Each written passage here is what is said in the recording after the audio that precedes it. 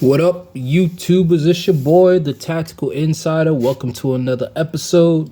So, two things I want to talk about in this quick clip. The first thing is the whole Anheuser-Busch Budlight boycott. It's one of the biggest boycotts in U.S. American history. The general story, if you haven't been tracking, is basically Bud Light sent out a marketing package to this TikTok trans influencer called Dylan Mulvaney. This person is very controversial in a sense that, people are starting to really not like this whole transgender agenda movement being pushed and forced on everyone, right? And so they sent out a package with its name, its face on it, and this person started to do these TikTok clips and videos promoting the brand, and this thing was like a mockery. It was basically like, hey, I don't even watch sports. I don't even know what March Madness is. But, I drink beer and I like whatever team you like and go team, whatever team you like. It was just a freaking mockery. And people are just honestly sick and tired of the LGBT agenda, more particularly the trans agenda. People can already see there's this is cultural Marxism. It's a very dangerous, subversive movement in order to corrupt and poison the kids and next generation. It's meant to disrupt their development so that they don't develop into normal, healthy, civilized people. That's basically what it is. And people are sick and tired of it. And so in light of that, people said, you know what? I'm not going to buy or purchase anything from Bud Light. And you can see the numbers. If you do a bit of research on the drop in sales, I think it's 30% nationally in the US and 1 or 2% globally. And that's a big hit for such a globally recognized company like that. You know what I mean? And there was even, I believe there was a conversation held on a Skype or Zoom call between the CEO of Anheuser-Busch International, and he just beat around the bush and said a whole bunch of words that basically avoided or deflected from them apologizing, because we all know what this is about. This is all stemming from the Great Reset, the ESG score situation, where companies that, they want to boost their ESG score, which allows them to get better loans and services from BlackRock and other investment firms and stuff like that when they need a flush of capital.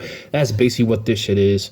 It was poorly done. The person that they picked was some white middle class bitch from fucking Harvard, probably in her 40s, has no idea in regards to the culture and the main demographic that buys their fucking beers. And it's honestly just, middle America. It's the blue collar worker, the frat bros that she started talking shit about.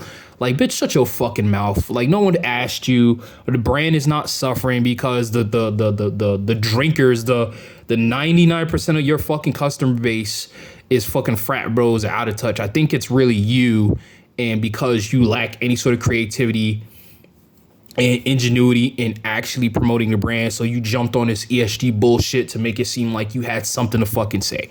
You really don't. So bitch, go jump off a fucking roof and shut the fuck up. Honestly, to tell you the truth. The other thing that I think is far more important, right, is the bank closings, right? So this was a big thing that was popping off a few months ago. And I honestly think it stems from the FTX situation and fiasco, because a lot of banks and FTXs or cryptocurrency exchanges were linked to a lot of shit. So when that popped off and they got hemmed up, then a lot of banks got caught with their pants down. And there's a big story that's behind why there was such sort of a bank run on some of these banks. And so what's happened is, I think it was First Citizen or First Republic Bank, and I think another one went down, and then there's a whole bunch of other banks that just got shut down or closed down, and I think the U.S. government has just saved and took over 2 of the banks.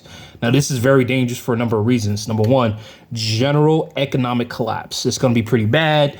If your money is in a bank, economic collapse can lead to inflation, aka hyperinflation, aka pre-Weimar Republic, which led to what.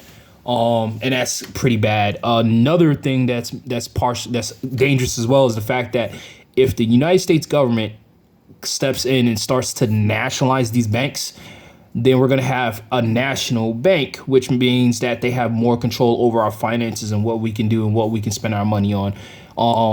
in regulating financial policy, and that's really fucking dangerous from that perspective. I don't think that's a good idea. I understand why they want to do it, but I feel like this was the plan from the get-go, from the beginning. And I think people need to pay attention and watch out.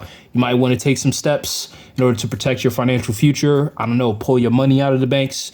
Number 2, diversify your portfolio, aka buy gold, buy silver, buy land, buy commodity stocks. Commodities will always be worth something.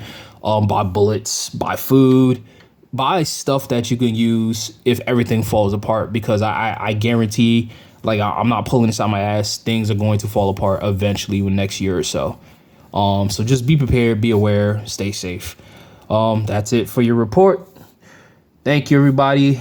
If you have comments, put it down below. Other than that, be safe, be aware, most importantly, be prepared. Peace.